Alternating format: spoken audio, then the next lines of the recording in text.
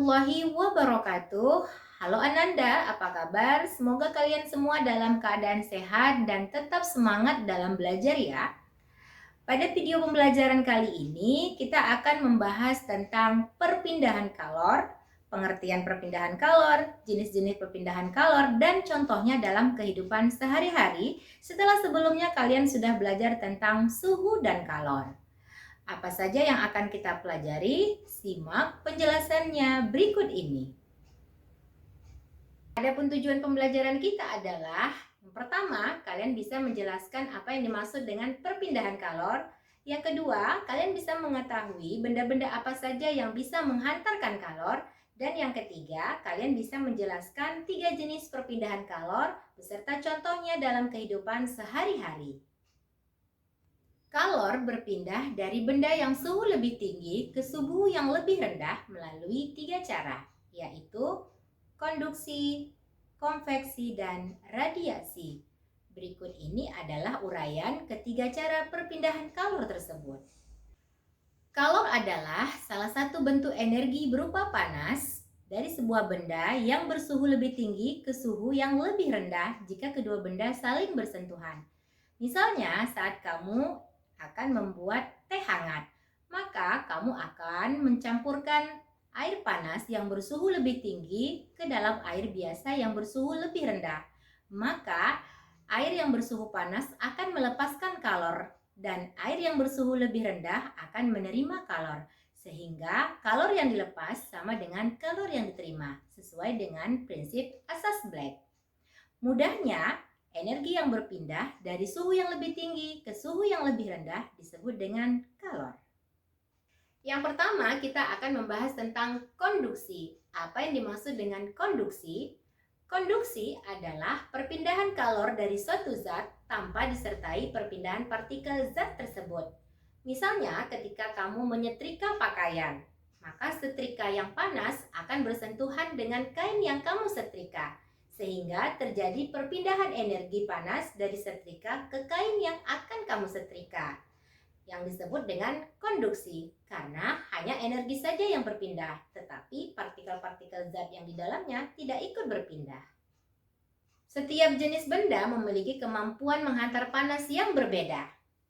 Adapun benda yang bisa menghantarkan panas dengan baik disebut dengan konduktor. Contohnya ada tembaga, besi, air, timah, dan aluminium. Selanjutnya, benda yang tidak bisa menghantarkan panas dengan baik itu disebut dengan isolator. Contohnya ada plastik, karet, kayu, kertas, ban, dan lain-lain. Contoh nyata yaitu pada peralatan memasak. Peralatan memasak yang ada di dapur, bagian benda yang bersentuhan dengan panas itu memiliki konduktor yang sangat baik. Sementara bagian pegangan itu merupakan bahan isolator yang baik. Contoh peristiwa konduksi dalam kehidupan sehari-hari yaitu setiap benda yang terbuat dari logam, bila salah satu ujungnya dipanaskan, maka akan terasa panas. Pada saat kamu menghidupkan kembang api, maka akan terjadi perpindahan energi yang mengalir ke dalam tanganmu. Contoh lain adalah pada saat kamu merebus air, maka tutup panci juga akan terasa panas. Dan ketika kita melelehkan mentega di wajan, maka mentega tadi meleleh karena adanya panas. Contoh lainnya adalah mesin knalpot yang dihidupkan akan terasa panas. Yang kedua adalah perpindahan secara konveksi. Apa itu konveksi? Perpindahan secara konveksi adalah perpindahan kalor pada suatu zat yang disertai dengan perpindahan partikel zat tersebut. Contohnya ketika kamu memasak air. Bagian yang paling bawah yang terkena dengan sumber energi panas akan terlebih dahulu memuai. Maka lama-kelamaan air yang bagian atas juga akan mengalami panas karena terjadi perpindahan partikel. Partikel air yang memuai akan bergerak naik ke atas menggantikan partikel air yang ada di atas. Sehingga semua panas akan menyebar. Contoh lain adalah perpindahan pada angin darat dan angin laut. Pada saat siang hari, daratan lebih panas daripada lautan, maka udara akan bergerak naik ke daratan dan digantikan oleh angin yang berasal dari laut. Maka terjadilah angin laut. Sementara itu, pada malam hari daratan lebih cepat dingin daripada lautan, maka udara di atas lautan akan lebih hangat dan bergerak naik. digantikan oleh udara dari daratan, sehingga terjadilah peristiwa angin darat. Contoh lain peristiwa konveksi adalah saat merebus kacang hijau atau kacang kedelai serta lainnya, maka gerakan naik turunnya kacang tersebut terjadinya arus konveksi. Kemudian balon gas udara dan cerobong asap pabrik yang membumbung tinggi. Konveksi juga dapat dimanfaatkan dalam peralatan seperti bagian pemanas oven, kemudian pemanggang roti, magic jar, dan juga hair dryer. Yang ketiga adalah perpindahan kalor secara radiasi. Bagaimana panas dari matahari sampai ke bumi padahal jaraknya berjuta-juta kilometer dan melewati ruang hampa.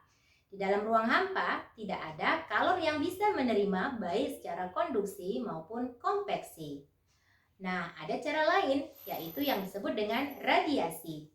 Apa itu radiasi? Radiasi adalah perpindahan panas tanpa melalui perantara. Selain contoh radiasi panas matahari ke bumi, contoh lain adalah ketika menjemur pakaian, maka pakaian akan lebih cepat kering ketika dijemur di bawah terik matahari. Selanjutnya, ketika kamu memakai pakaian yang berwarna hitam, maka warna hitam adalah penyerap kalor yang paling baik. Selanjutnya adalah ketika kamu mendekatkan tubuh kamu ke dekat api unggun, maka akan terasa hangat. Dari penjelasan yang sudah disampaikan sebelumnya, maka kita bisa mengambil beberapa kesimpulan, yaitu kalor adalah suatu bentuk energi yang berpindah dari benda yang bersuhu tinggi ke benda yang bersuhu lebih rendah. Perpindahannya bisa terjadi karena adanya benda-benda yang dapat menghantarkan panas. Benda-benda yang dapat menghantarkan panas dengan baik disebut dengan konduktor. Dan benda-benda yang tidak bisa menghantarkan panas dengan baik disebut isolator. Cara perpindahan panas bisa melalui konveksi, konduksi, dan juga radiasi. Dan sudah ada dijelaskan beberapa contoh dari peristiwa konduksi dan konveksi serta radiasi dalam kehidupan sehari-hari. Demikianlah pembelajaran kita pada kesempatan kali ini. Semoga bermanfaat. Wassalamualaikum warahmatullahi wabarakatuh.